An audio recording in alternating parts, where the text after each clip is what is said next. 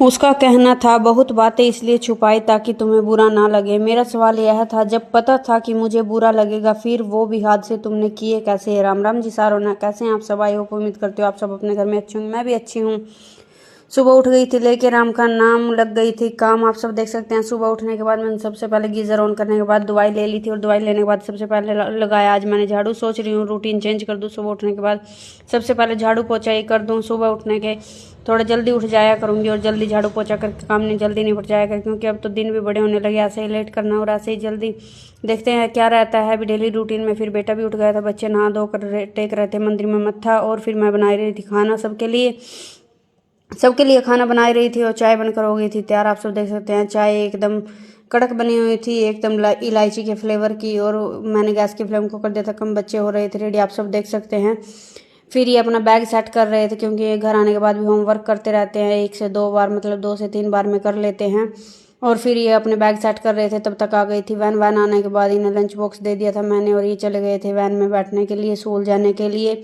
इन्होंने कर दिया था आगे का सफ़र जारी, और मैं भी आ गई थी अंदर। इनको बाय बोलने के बाद मैं लग गई थी काम पर, आप सब देख सकते हैं। फिर मैंने पोछे की बाल्टी तैयार कर ली थी, पोछा लगाया मैंने पूरे घर में। आप सब देख सकते हैं पूरे घर में अच्छी तरह पोछा लगाने के बाद फिर मैंने मेन लॉबी में एंट्रेंस पर लगाया, बाहर की टाइलें वगैरह भी साफ़ की, क्योंकि अब मौसम ऐसा रहेगा कुछ दिन आंधी और तूफान आते ही रहेंगे, लेकिन टाइल्स ख़राब हो जाती हैं बारीक मिट्टी से। फिर मैंने किया ब्रश, लास्ट में आप सब देख सकते हैं। फिर मैंने ब्रश करने के बाद पिया एक लस्सी का गिलास।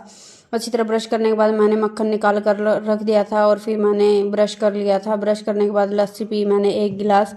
और लस्सी पीने के बाद थोड़ा मूड अच्छा हुआ, और लस्सी पीने के बाद अच्छा भी लगता है। फिर मैंने किया सभी बर्तनों को क्लीन, आप सब देख सकते हैं। सभी बर्तनों को बारी बारी से क्लीन करने के बाद मैंने सिंक को भी धो दिया था, और वाइपर लगा दिया था पूरी शेल्फ पर। फिर बनाया मैंने दोपहर का खाना, आप सब देख सकते हैं। दोपहर के खाने में थी रोटियां सिंपल, और राजमा की सब्जी थी। तब तक आ गए थे बच्चे भी, आप सब देख सकते हैं बच्चे आ गए थे। और बच्चे आने के बाद मैं उनको बाहर लेने चली गई, क्योंकि मैं आज शॉप पर थी, और शॉप पर होने के बाद फिर मुझे आवाज़ भी आ गई थी, और फिर मैं गेट पर चली गई थी। देख सकते हैं वैसे तो लड़ते रहेंगे, लेकिन ये खुद उतर गए थे, लेकिन फिर भी अपनी बहन को निकाल कर लेके आया है गाड़ी से। फिर मैं चली गई थी इनको सेंटर छोड़ने के लिए, आप सब देख सकते हैं। फिर कुछ कस्टमर वगैरह भी आ गए थे, और मुझे करवानी थी बेटे की मतलब कॉपी की फ़ोटो पेस्टिंग। फिर मैं चली गई थी बाहर थोड़ी देर बत्ते मारने के लिए, आप सब देख सकते हैं। मेरी मंडली भी मेरा इंतजार ही कर रही थी, और फिर बत्ते मारने के बाद आ गई थी मैं घर। मैंने बनाए चावल, आज के खाने में चावल और दाल बने हुए हैं, आप सब देख सकते हैं। चावल एकदम खिले खिले, मैं तो खुले भगोने में ही बनाती हूँ, क्योंकि कुकर में चावल थोड़े अच्छे नहीं बनते हैं। बनाते तो हैं कभी कभी, अगर जल्दबाजी हो तो, अगर टाइम हो तो मैं भगोने में ही बनाती हूँ। और फिर आप सब देख सकते हैं तड़का कर दिया था तैयार।